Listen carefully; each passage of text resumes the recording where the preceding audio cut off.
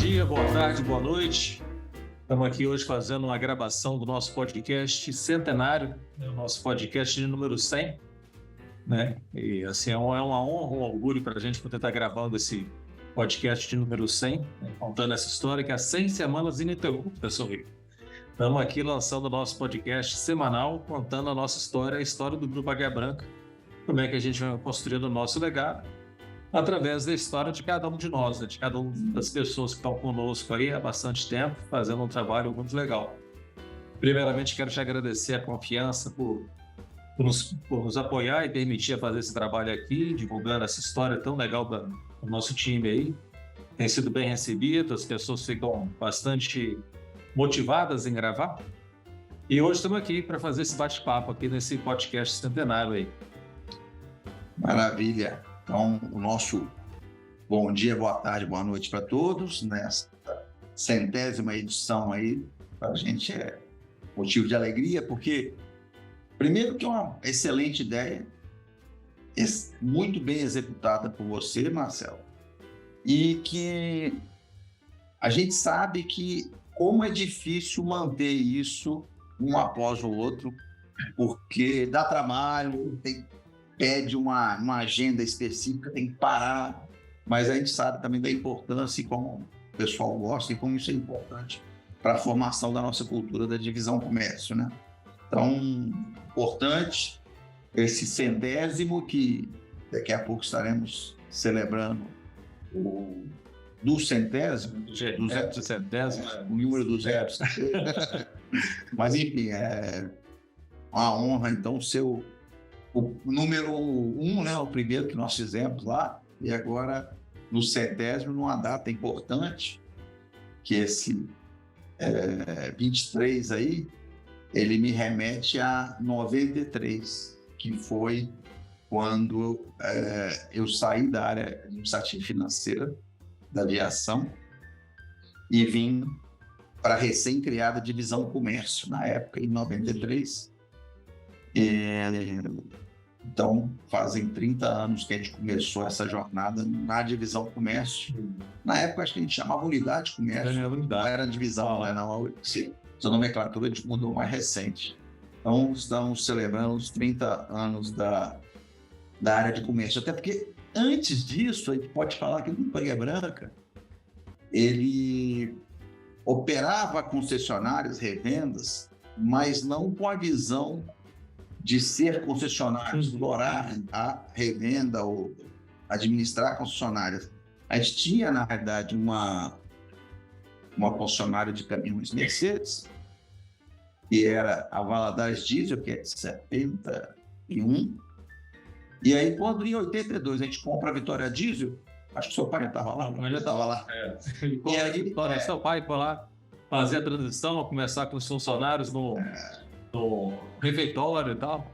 E por coincidência, quando eu fui lá em 93, eu repeti, até aconselhado pelo papai, repeti esse gesto, juntei todo mundo. Eu era jovem cabeludo na época.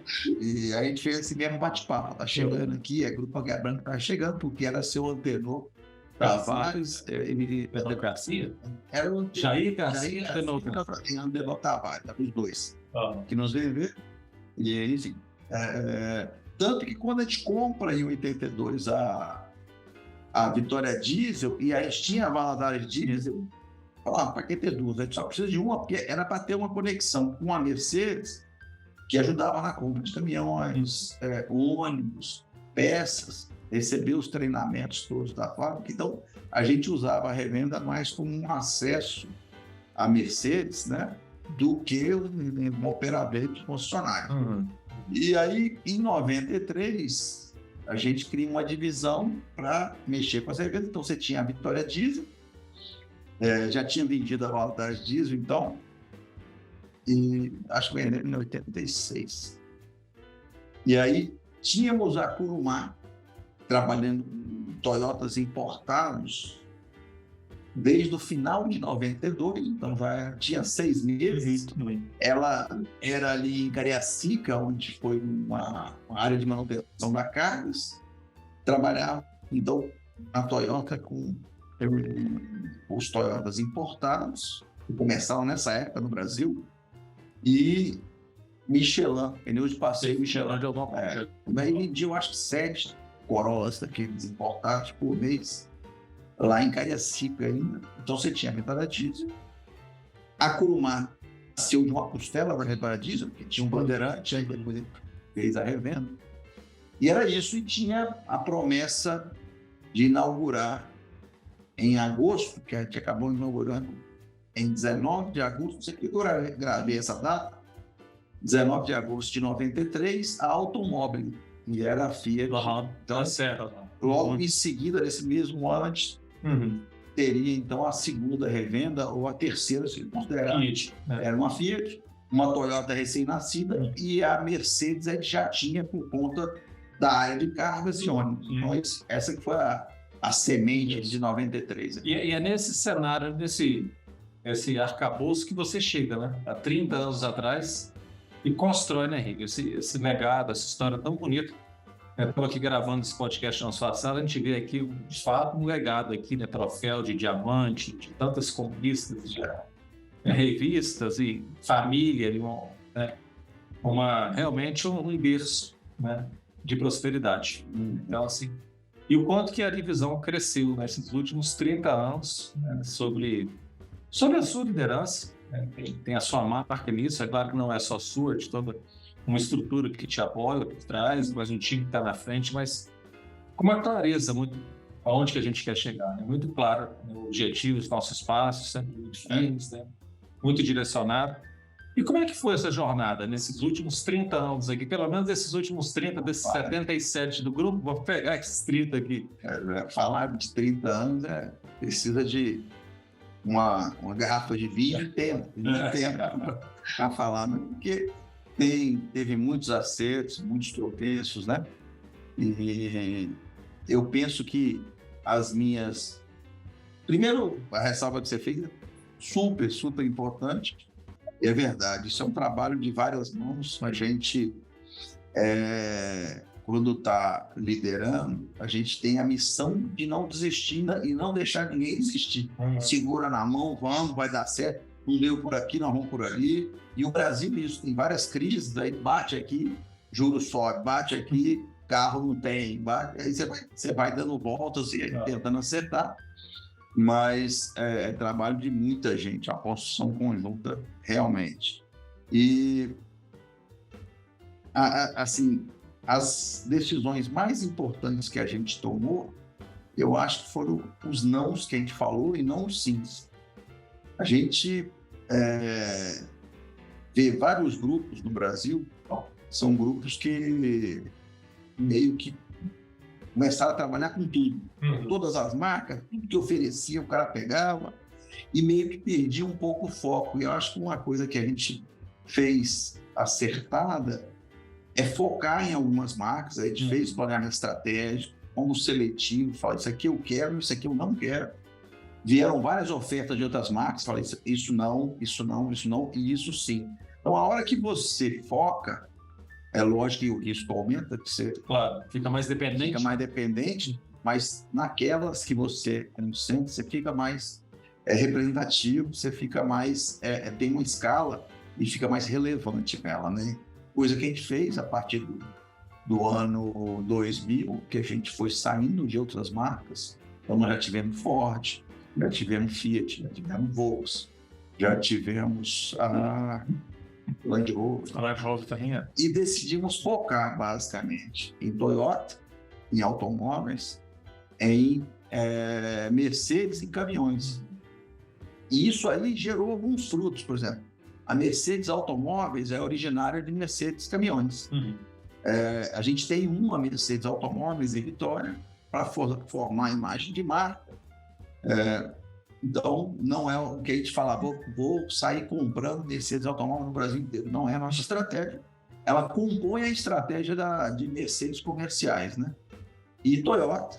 Então, nesses dois, a gente é muito relevante no Brasil. E a Stellantis, ela surgiu da Mercedes. A Mercedes, na época... Mercedes Automóveis, né? Então, primeiro sai a Mercedes Automóvel de dentro da Mercedes Caminhões. Depois a Mercedes comprou a Chrysler. Nos Estados Unidos. Né? E aí ela começou a operar as duas marcas no Brasil conjuntamente. Depois a FCA absorveu a Chrysler, né, que depois virou o Grupo Stellantis, que nós estamos hoje representando no Espírito Santo e no Rio de Janeiro. Então, mas ele tem poucas marcas. Quando você olha grupos do nosso porte, eu posso dizer que nós estamos entre aí os 5, 10 maiores grupos do Brasil. Esses grupos têm muitas, 3, 4 vezes mais marcas que a gente, 5 vezes, né? Eles são muito mais espalhados. A complexidade de gestão é muito maior. Eu acho que a gente não conseguiria ter crescido tanto se a gente tivesse dispersado o foco. E é lógico que o risco que nós corremos de essas marcas darem errado, mas a gente escolheu a Mercedes, que é a maior fabricante de veículos comerciais do mundo, e a Toyota, que é a maior fabricante de automóveis do mundo. Então, no Brasil, a Mercedes já era relevante, a Toyota não era, tornou-se relevante hoje. Em 22 ela termina entre as 4 maiores, né? A Ford recua, sai do Brasil e fica com mais importância. Em volume de carro, né? Porque em faturamento eu tenho a impressão que a Toyota é a maior delas, né? É muito provável. O ticket médio da Toyota é mais alto. E ela trabalha mais com venda no varejo. Faturamento do concessionário, talvez a rede que mais fatura no Brasil é a rede Toyota. Eu acho que sim. Porque você pega algumas marcas que tem muito faturamento direto, né? Aí não passa pela revenda. Mas é isso. Na verdade, eu acho que, voltando ao início, a gente foi mais bem sucedido nos nãos que a gente falou do que no sim. Porque falar sim para tudo, eu acho que é problema. E assim, precisa de muita maturidade, né? Porque é uma tentação. A gente está trabalhando e, de repente, surge, eu sou entusiasmado, eu mesmo sou danado para trazer negócio para vocês, mas não, pera aí, vamos focar aqui. Porque assim, a gente está ali no calor do negócio, aí você vê uma oportunidade aqui e às vezes quando o negócio está dentro, te distrai com uma coisa muito mais importante. Então precisa de muita maturidade e essa visão clara. Assim. Minha direção é essa, eu não vou ficar olhando para os lados. A gente está falando disso na condução da divisão comércio, mas isso tem até na vida pessoal de cada um de nós, né? Porque às vezes a gente coloca um foco na gente e acaba se distraindo ao longo da vida. Seja na vida pessoal, seja na vida profissional da gente, que a gente está lá no dia a dia, chega a gente, é muito comum, você senta e fala assim, hoje eu vou fazer determinada coisa. E vai aparecendo tanta distração na vida da gente, e a gente tem esse foco claro, né? Tem que separar o que é importante do que é urgente, né? E são 2 movimentos, isso que você falou. Primeiro, eu acho que a gente tem que estar atento aos movimentos do mercado. Então, colocar para avaliar, eu acho que tem que jogar dentro da mesa. Surgiu essa oportunidade, traz. E esse papel você faz bem, traz os negócios. Agora vamos ver se é isso que nós estamos precisando. Aí você tem que trazer o foco, como você disse. A gente vê, porque como nós somos que gosta de fazer muito bem feito, a gente não faz nada mais ou menos, eu preciso realmente selecionar para entregar toda a nossa inteligência, nosso recurso, né, tanto humano quanto financeiro, e tirar o melhor resultado daquilo. Então, não dá para ser muita coisa, tem que ser poucas, mas muito bem feitas, né? Então, temos que ter foco. E aí a gente, como profissional, pegando essa sua fala, a gente tem que se policiar o tempo inteiro, porque o mundo está aí para nos distrair, para tirar foco. E a gente tem que voltar e focar, senão a gente não fica produtivo. Se não ficando produtivo, não geramos produtividade. Não geramos produtividade, a gente não desenvolve. Isso como pessoa, como empresa, como país. Tem que gerar produtividade. Então, acaba que, assim, parece que não, mas aquela nossa atividade do dia a dia, ela concorre com o outro, que a gente chama do concorrente lá também. Quem tem mais foco é mais produtivo, consegue chegar mais rápido no cliente, ter melhores argumentos, ter melhores preços, e aí depois você vai reclamar do governo, vai reclamar de uma outra coisa. Às vezes é a gente aqui no dia a dia, no nosso cumprimento aqui do que a gente tem que fazer, se distraindo demais com as coisas, e tanta produtividade, que a gente até comentou, fez agora um encontro com o pessoal e a sua palavra lá foi produtividade, né? E faz tanta diferença para a gente. Então, na realidade, assim, quando a gente olha para esses 30 anos, eu acho que a gente gerou muita produtividade. Com o nosso foco, a gente conseguiu trabalhar muito processos, a gente evoluiu muito nisso. Eu vejo que a gente convive com vários grupos no Brasil, né? Seja nas associações de marca, e a gente evoluiu muito nesses 30 anos. Uma parte que a escola Toyota e Mercedes ensina muito. São duas marcas que focam muito em capacitação e treinamento e tem uma forma de ver o mercado diferenciada. Então, a gente teve sorte de aportar esse conhecimento deles com a cultura do grupo e a gente sempre a gente viu os concessionários muito focados naquele mês, em comprar e vender e atender por mês. E a gente sempre preocupado em terminar, além do mês, eu vou fazer um Kaizen, vou fazer uma melhoria, vou fazer algo a mais, construindo produtividade. No final do ano eu terminei ele melhor do que eu comecei. Então a gente sempre teve... Quando você coloca 30 anos, isso dá uma distância grande. Embora hoje, olhando para frente, isso não vai ser o que vai nos levar somente. Acho que essa foco e visão de futuro. A gente vai falar daqui a pouquinho, chegar lá. Mas queria destacar também, né, Henrique, dessa jornada desses 30 anos, a sua atuação junto às associações. Eu acho que também é um outro marco nessa sua jornada, nessa sua trajetória, que foram diversas associações com passagens importantes, não só atuando, dando opinião, como associado, como representante da marca, mas como dirigente ou como presidente. E assim, eu tive a oportunidade de ver assim, associações tão bem organizadas que você conseguiu trazer um pouco a sua experiência que você trouxe de outras associações. Conta um pouquinho, né, dessa importância desse trabalho, que ele não é só para dentro de casa, mas um pouco para fora, dessa sua visão da associação, sabe, da importância de não crescer sozinho, de sermos uma ilha de prosperidade num mar de pobreza, né? Eu vejo isso muito na sua fala. Não adianta uma pessoa só ir, tem que ir a comunidade, né? Não, e realmente acredito nisso. Acho que não adianta, senão você fica depois uma ilha de prosperidade num país de faminto. Você não vai conseguir usufruir, porque você vai ficar todo preso lá. Então, a ideia, essa parte classista, ela é uma característica, um valor do grupo.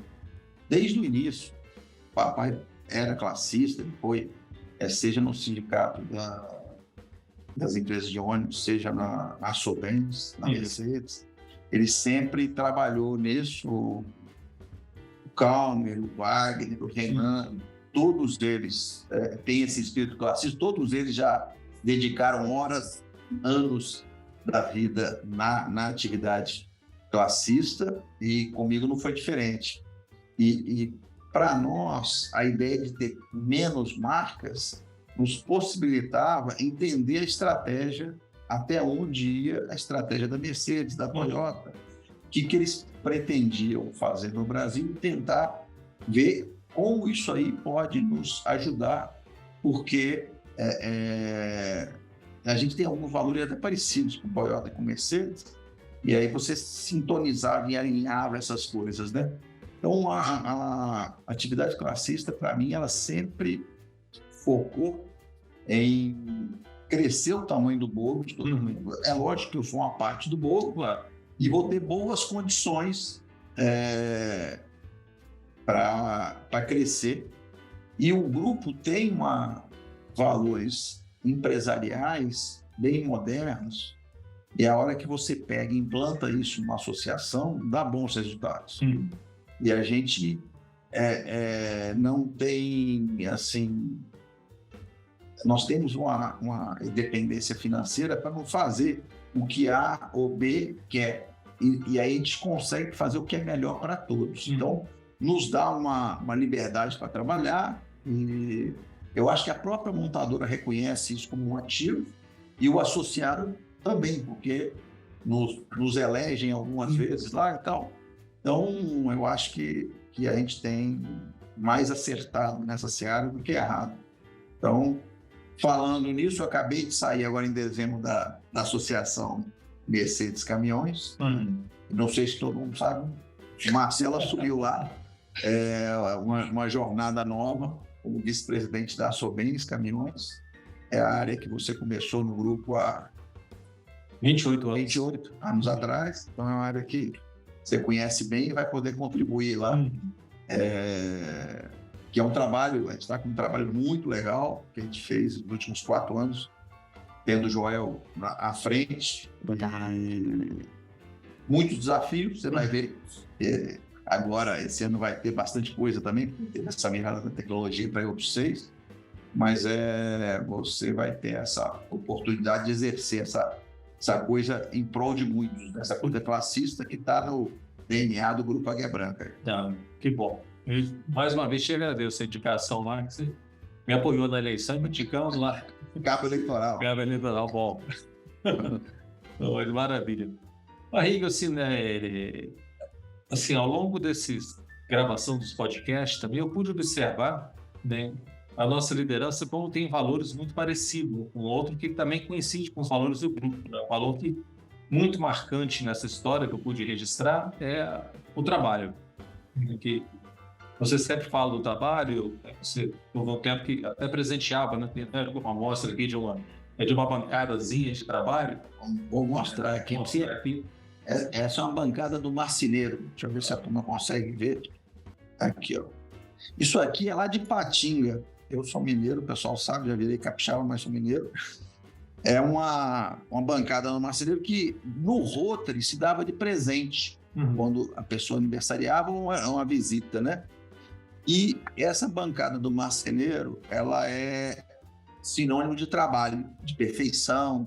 Se você olhar aqui, o cara que fazia isso tinha um equilíbrio. Deixa eu ver se consegue. Isso aqui tudo equilibrava lá, agora eu já nem sei mais como é que faz, enfim. Mas é sinônimo de trabalho. Então, como o grupo tem isso como um valor, aí, ó, o hammer lá, o martelo tá equilibrado. Mas e tudo em miniatura, né? Um serrote. Esses são os instrumentos de trabalho do ofício do marceneiro, que é um valor do grupo. Então, a gente trabalha muito. É lógico que a hora que a gente associa isso com produtividade, com bons processos, com foco no cliente, tudo ajuda você a seguir em frente. Mas o valor do grupo é esse. E a gente vê na fala de todos os entrevistados esse foco no trabalho. E imagina se a condição do trabalho não fosse minimamente agradável. A gente fica louco aqui, né? Então, a gente percebe que trabalhamos muito, mas fazemos com satisfação. Então, é um valor do grupo que a gente não percebe o tempo passar, que a gente fica envolvido nas coisas, e quando você vê, já se passaram 30 anos. E assim, você tem muita gente que começou a trabalhar assim. Era menino, vendia chup-chup, outro carregava pão, o outro plantava grama. Assim, tem cada testemunho assim, muito legal. Então, tem sido um presente. Nossa empresa ver essas pessoas, o quão dedicadas são ao trabalho, o quão apaixonadas que são com os resultados. Né? Eu acho que esse é um grande, segredo, mas é um jeito. Eu sempre falo assim, quando você está num lugar, que aquele lugar tem os valores que são os seus valores, você vai à frente. E da mesma forma, quando você tem uma empresa que tem funcionários que têm o mesmo valor, a empresa vai à frente. Então, é uma sinergia muito... Um alinhamento grande, né? E acho que é um grande legado, né? Esse fortalecimento dessa estrutura, né? E hoje já somos mais de 3 mil pessoas trabalhando. Na divisão comércio. Eu acho que 18 mil no grupo. É muita gente. E eu tenho certeza que se não tiver os valores, a cultura Águia Branca é muito forte. Então, se chegar com outros valores, não gosto de trabalhar, eu vou tentar enrolar aqui, não vai conseguir. Porque você tem uma cultura que vai te empurrar ou vai te expelir. Vai te empurrar para frente ou vai te expelir. Então, todas as empresas que têm cultura muito forte, as pessoas que estão sintonizadas com essa cultura se sentem atraídas ou reprimidas, não estão alinhadas. Uma história. Mas assim, a gente está registrando aqui o nosso legado, do nosso grupo. A gente está hoje reconhecendo aqui esses 30 anos de jornada aqui, né, que a gente deu a construção de um dos maiores grupos empresariais do Brasil na distribuição de veículos, aí, sobre a sua liderança. Isso é um motivo de orgulho, satisfação pessoal, incrível, né? Agora, tem até uma frase atribuída a Steve Jobs que fala assim, que a melhor forma de prever o futuro é construí-lo. E assim, se eu te perguntasse, vamos construir os próximos 30 anos, né? Como é que seria o nosso legado daqui para frente? Né? Vamos prever o nosso legado lá na frente. Como é que você enxerga esse futuro do mercado automobilístico, da rede de distribuição? Se eu te pergunto isso, que é muito importante para a gente começar a se preparar. Porque, né, eu falo nós enquanto pessoas, enquanto profissionais e, é claro, que enquanto organização. Porque às vezes assim, vai começar a chover, põe uma capa. Né? Ou está fazendo frio, põe uma roupa. Se eu sei que eu preciso desenvolver algumas habilidades para me dar conta desse mercado, eu tenho que começar a correr atrás aqui. Seja um livro, uma reportagem, uma matéria, ou me preparando de alguma forma. É claro que diversos custos vão vir de uma forma natural, mas quem sai na frente pega a água mais limpa. A gente vai seguir aí o velho ditado aí. Como é que você enxerga esse futuro? Não, se você falasse os próximos 30 anos, é difícil demais, né? Assim, como é que nós construímos esses últimos 30? Em partes, né? Em partes. E aí, a gente tem que estar muito sintonizado com o que vai vir, né? O que veio nesses últimos 30. E a gente sempre sabia o que não se pode fazer. Às vezes você aprende pelo não ou pelo sim, né? Isso aqui não faz sentido, isso aqui não faz sentido, então vamos por aqui. Para o futuro, a gente percebe, você tem aquelas tendências que a gente vê que o mercado vai caminhar para ela, você tem o tal do case que a gente ouve, né? Que, ou seja, os carros vão caminhar, evoluir para a eletrificação, a gente vai evoluir para carros mais autônomos, a gente vai...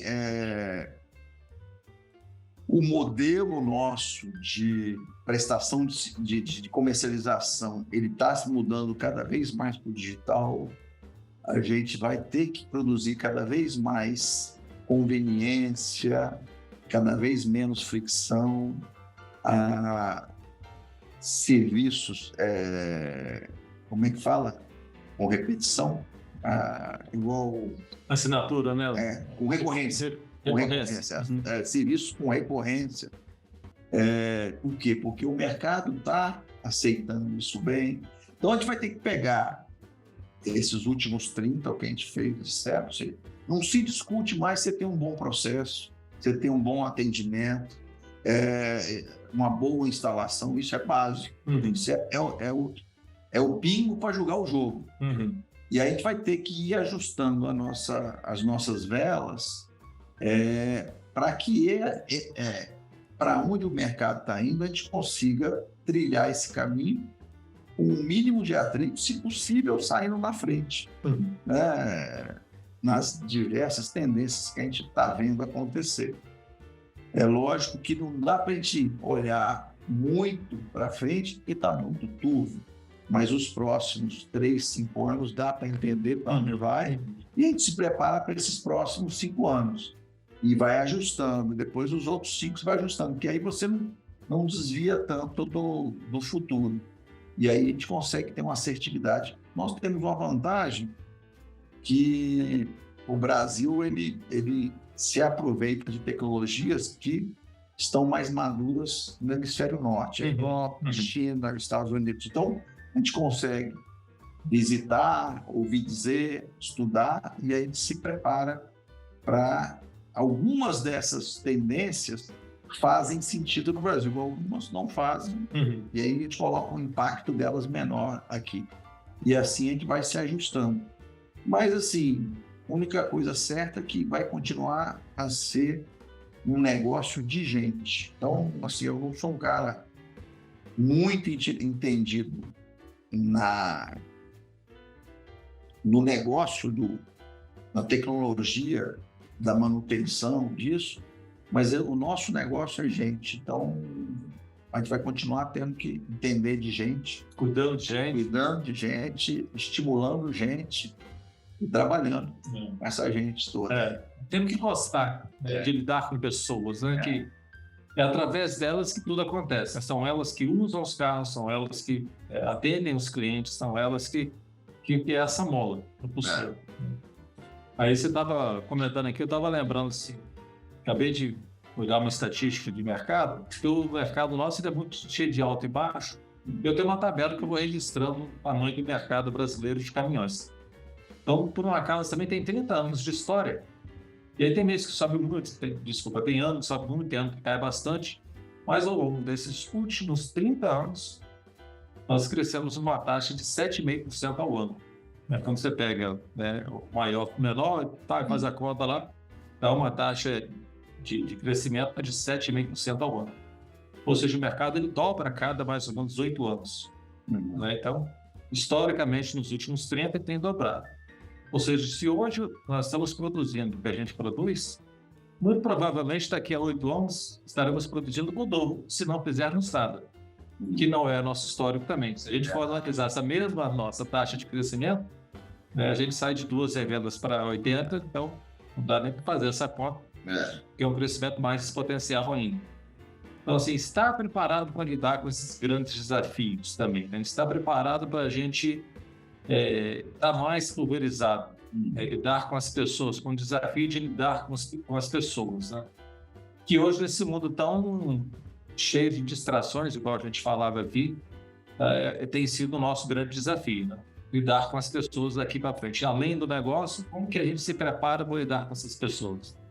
Como é que você enxerga isso? Pois é, Marcelo.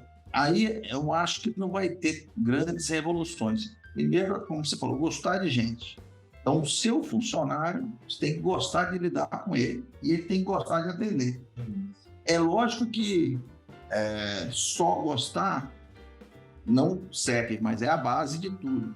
Aí você vai construir sistemas, processos, modelos de negócio que você consiga, como estavam, gerar conveniência, recorrência, satisfação, serviços novos, usando a tecnologia para agregar novos serviços. Mas a base é gente cuidando de gente, uma capacitação de gerar cada vez mais serviços melhores e mais confiáveis e mantendo uma base de cliente crescendo e fazer essa base girar, não perder clientes, porque você estará atendendo a eles de uma forma plena, né? Então, o segredo é você ir fazendo isso como se fosse uma bola de neve, né? E devagarinho isso aí, né? Aí, para isso, você precisa de gente apaixonada com gente, ou seja,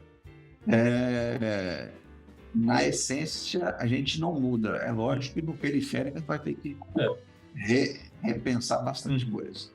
E sobre o mercado, que você percebe novos entrantes, novas...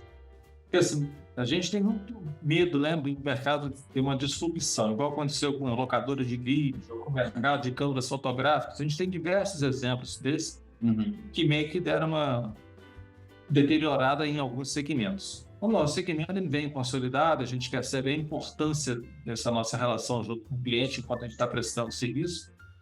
Mas você percebe novos entrantes a disputar muito mais o mercado daqui para frente? Como é que você vê isso? Isso são ondas, né? Primeiro você tinha praticamente Estados Unidos e Europa, com os players, pensando grandes montadoras, né? Depois vieram os japoneses, que até invadiram os Estados Unidos, eram os carros baratos, econômicos, né? Depois viraram o que a gente conhece hoje, né? Depois dos japoneses vieram os coreanos, que foram os carros, fizeram um movimento muito parecido com os japoneses. Eram os carros baratos, né? Tal. E eles evoluíram também em qualidade. E hoje você tem os chineses, que já entraram baratos, já tem chineses hoje de altíssimo nível. Então, os entrantes novos, se você olhar uma perspectiva de 10 anos, são os chineses. E você tem chineses hoje como o fabricante do iPhone, por exemplo, que é de classe mundial. Você tem tipo uma BYD, que é classe mundial. Disputa com Tesla, disputa e ganha, em volume pelo menos. Então, os novos entrantes vêm da China, eu diria, que faz um desenho parecido com o Japão lá no início, depois a Coreia do Sul fez e tal. Então, eu olharia para a China, que entra para brigar com uma turma estabelecida dos Estados Unidos, da Europa, do Japão, da Coreia do Sul. Tá? Assim, acredito muito no potencial do Brasil. A gente vive, como eu estava comentando, igual o mercado de caminhões, muito cheio de altos e baixos, mas quando a gente olha numa linha do tempo, nós estamos meio que fadados ao desenvolvimento. Há 500 anos atrás, Cabral chegou aqui, tinha muito pouca coisa e muito o que fazer. E acho que quando a gente olha para a Europa, os Estados Unidos, a gente tem grandes locomotivas aí que nos motivam a continuar desenvolvendo. E eu sou um otimista, eu acredito que o Brasil vai virar e tal. E acho que temos muita prosperidade pela frente, muitos carros a vender, muitos serviços a agregar. E hoje a gente tem um serviço de assinatura. Né? Você acha que isso pode ser uma tendência? Isso vai ser pode crescer muito? É só uma pequena fatia? Claro que é só uma especulação de achismo, né? Porque só o futuro dirá. Mas ver esse mercado não vou nem chamar muito do carro compartilhado, mas da pessoa querer só alugar, não ter a posse, né? Pagar um serviço com recorrência, né? Tem um segmento do mercado que quer esse serviço. Concordo, mas o Brasil está vocacionado para o desenvolvimento, embora isso pode vir mais rápido ou menos rápido, de acordo com a forma que a gente administra o país e as empresas, né, os negócios. Então, isso pode vir mais rápido ou menos rápido. E o produto, eu acho que ele encaixa para um segmento importante do nosso mercado. Ele tem um problema que é os juros, né? que impacta quando a gente tem juros altos, como nós estamos vivendo. Então, você está falando de um juros que alguns anos atrás era 2% a 9%, vocês vão falar de um dígito, né? Então, isso é super viável. Um juro muito alto, ele torna esse serviço mais caro do que deveria. Aí você não consegue uma parcela tão expressiva para fazer uso, mas vai ter mercado, vai ter mercado. Você poderia acelerar muito mais com a condição de mercado um pouco mais favorável. Então, essa dinâmica, daqui a pouco você pode ter esse serviço com carro elétrico, que gera mais uma economia de combustível e agregando coisas, né? Então, eu acho que não acredito que no futuro as coisas mudem de A para B. Vai mudar de A para A, B, C, D, vai segmentando as coisas. O que a gente tem vai continuar tendo e vai segmentando mais. Então, tem um nível de complexidade maior, você vai ter que lidar com mais segmentos de cliente, mais canais, mais tudo. Por isso que a gente precisa ser muito produtivo, porque, para mim, ele só segmenta, ele picota, te gera uma complexidade de análise nos diversos segmentos, mas coisa que a gente já sabe fazer e não conseguir fazer. Estava hoje de manhã, inclusive, fazendo isso, né? Conversando com a Marília lá, as estratégias lá, para onde que a gente vai, está gerando lead, não está convertendo aqui. E no momento estava decidindo fazer um investimento só no lugar, falei, não, olha, a gente tem um fatiamento do mercado, né? São várias camadinhas, a gente não pode desprezar uma camada dessa, podemos desprezar a participação e tal. Foi uma conversa dessa, essa atenção, né? Cada vez mais a gente tem que estar observando diversos segmentos, são trilhos hoje, tá? Hoje a gente está distribuindo muito isso, né? E o nosso profissional também vai ter que se adaptar a isso. Então, tinha um cara que, no passado, você tinha um cara que só vendia carro novo. Aí ele passou a vender financiamento, seguro, acessório, né? Consórcio. Vários tipos de carro, consórcio. Então, por quê? Porque ele vai ter que desenvolver novas competências. E a gente também, como empresa, vai ter que não só desenvolver, mas se especializar em uma série de coisas. A gente falava antigamente que você tem um especialista, que é o cara que é o cirurgião do coração, do ventrículo esquerdo, e tem o comerciante, que são nós, a gente é generalista, né? E que, assim, achava que isso era cada um para um lado. Nós estamos sendo comerciantes especialistas. E talvez o especialista vai virar um generalista também. Uma parte, porque o melhor cara de ventrículo esquerdo, se ele não tiver um conhecimento do corpo humano, ele não vai ser um bom operador, cirurgião de ventrículo esquerdo. Então, a gente vai ter... Antigamente era muito um cara que sabe tudo do nada e o cara que sabe nada do tudo, né? Pouca coisa e pouco de muita coisa. Eu acho que por isso que talvez a gente não aguente isso, que a gente vai ficar velho. Mas a geração nova, ela vai precisar desenvolver um pouco de especialização em algumas coisas, com a visão geral. Muito generalista, muito conhecimento amplo, né? Com algumas profundidades. Com algumas profundidades em algumas coisas. E hoje a tecnologia tem ajudado muito isso, né? Essas redes sociais que me angustiam tanto que as pessoas ficam tanto tempo com esse negócio. Mas ela traz muitos benefícios, né? Essa generalidade, esse conhecimento amplo e farto. Né? Mas fica assim, legal você dar essa volta desses 60 anos, né? 30 para trás, 30 para frente. 30 para trás é mais fácil falar, 30 para trás. É um pouco de adivinhação aqui e sentimento para onde vai. Né? Tenho certeza que tem muita disposição, né? Para construir, se a gente conseguiu fazer o que fez. Recebendo a estrutura que tivemos, né, fico pensando daqui para frente, né, as oportunidades que teremos ainda para evoluir isso. Tá? Mas eu sempre pergunto, né, nos podcasts, um conselho, tá, para quem está chegando na empresa hoje. Você teria algum conselho? Que conselho você daria, né? Se você é bom de conselho, me pergunta se quer o conselho. Eu vou dar vários. E aí cada um vê o que lhe ouvir é melhor, né? Exatamente. Então, primeiro, aqui na empresa, que você esteja alinhado com essa cultura. Então, a cultura que não é para todo mundo, de gostar de gente, gostar de trabalhar, um senso de justiça, de atender bem.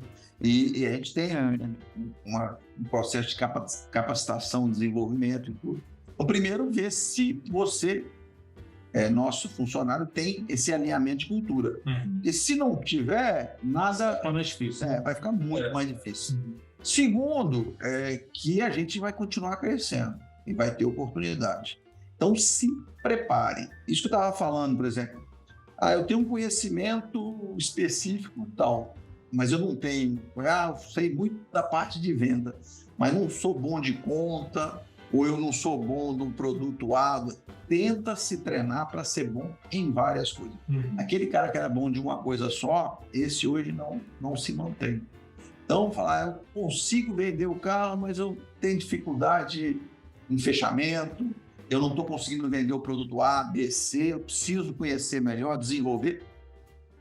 Estou dando um exemplo de um cara de vendas, mas pode ser qualquer outro. Tenta se desenvolver em outras dimensões do seu trabalho, coisa que vai te auxiliar a fazer seu trabalho melhor, a se preparar para esse futuro que vai te pedir mais preparo, mais capacitações diferentes, não uma só. Hoje, o cara que faz uma só talvez não vai conseguir. Quanto mais a gente falando para o futuro, um pouco mais longe, vamos falar daqui a 5, 10 anos. Muito provavelmente a gente vai estar sobrevivendo de coisas que ainda não foram nem inventadas.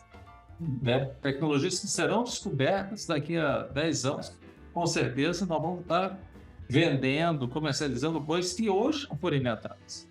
Se a gente não der atenção a essa preparação, esse desenvolvimento, é o mais difícil. Você pega um médico, o cara fez medicina, um bom médico, numa clínica ou consultar. Se ele quiser fazer uma diferença, talvez vai ter que fazer um curso de computação, um outro, para pegar o conhecimento de medicina e cruzar com alguma coisa.